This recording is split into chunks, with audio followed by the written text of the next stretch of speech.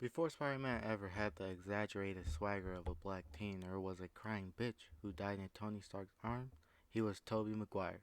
Tobey Maguire was the first Spider-Man to take the spotlight on screen with Sam Raimi's films that began in 2002. And like any other movie that came out in the early 2000s, the Spider-Man movie got a video game adaptation. However, unlike some movie to video game adaptation, this game has some potential for what it was trying to do, and will eventually jumpstart what is considered to be one of the best Spider-Man games today, Spider-Man 2. The game we are going to be taking a look at is Spider-Man. This game came out the same year the movie did. The game released on a variety of gaming platforms from PC to the Game Boy Advance, probably due to the success of the movie. The version I played on was the GameCube version because, GameCube, Nintendo, the graphics are going to be super good on the GameCube. Everybody knows that. Okay, since we got that out the way, let's discuss the story. The game overall follows the story of the movie, although it takes a few liberties, like how Peter finds out Norman is the Green Goblin. They totally changed that. Harry isn't even in the game to begin with. I think they mention him once, but if not, then they don't even mention him at all. Like he just the forgotten character. Like James Franco was like, nah, fuck you guys, I ain't doing no game, and he just didn't show up. All right, to add more to the content of the game, they added more story with other villains to fight against, like the Shocker, Vulture, and Scorpion. So that's basically the story. Not too much there. So let's jump into the gameplay.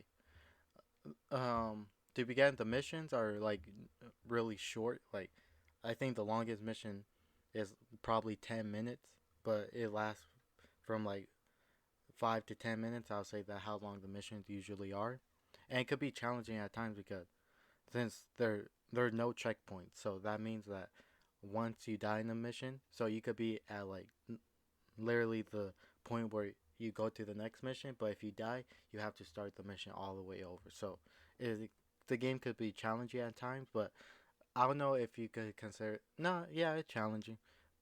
Um, so the combat is there isn't really much to talk about with the combat. Yeah, they have a variety of combos that you can learn by picking up the little spider emblems that you see throughout in missions, and you can pick it up and you learn a new combo that you could do.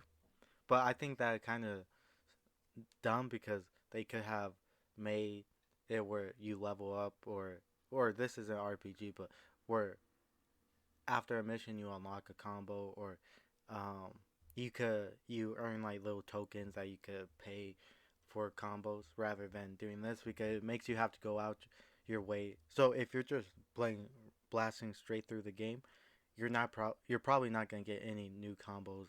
You have to go out your way to find these combos. That what sucks about them.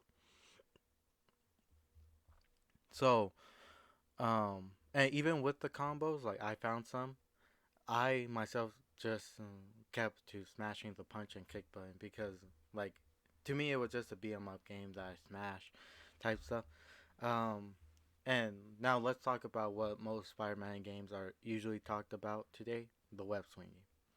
Because in this game, it basically like non-existent. Like yeah, you swing around, but in most missions, especially indoor missions, you find yourself not swinging because it just like makes it all clunky.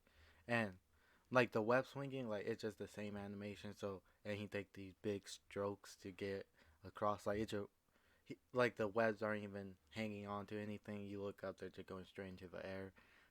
But you could see like the ideas. You can't even go on the ground. Like this game is strictly uh, mission by mission, not open world like most Spider-Man games became afterwards. Um, so the content in the game, there's surprisingly a lot of content. There are cheats in the game that allow you to play as the Green Goblin, Mary Jane, and other characters. It really helps because it adds more content to the game, like I was just saying. And the Green Goblin, he has new mechanics. He shoots, you could fly on his glider. It's like completely new, and not just a copy and paste of the costume of the Green Goblin onto the model of Spider-Man already or Peter Parker. It's different as gameplay. You could replay the whole story as the Green Goblin.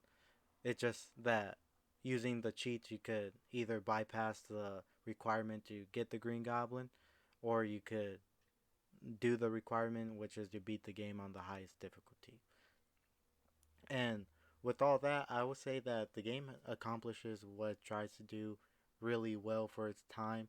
If I had to rate the game now, I'll rate it a 10 out of 5, or a 5 out of 10, sorry. Because it just, it really works, and it's an average game for today's standards. I think you could still get a lot of enjoyment out of it.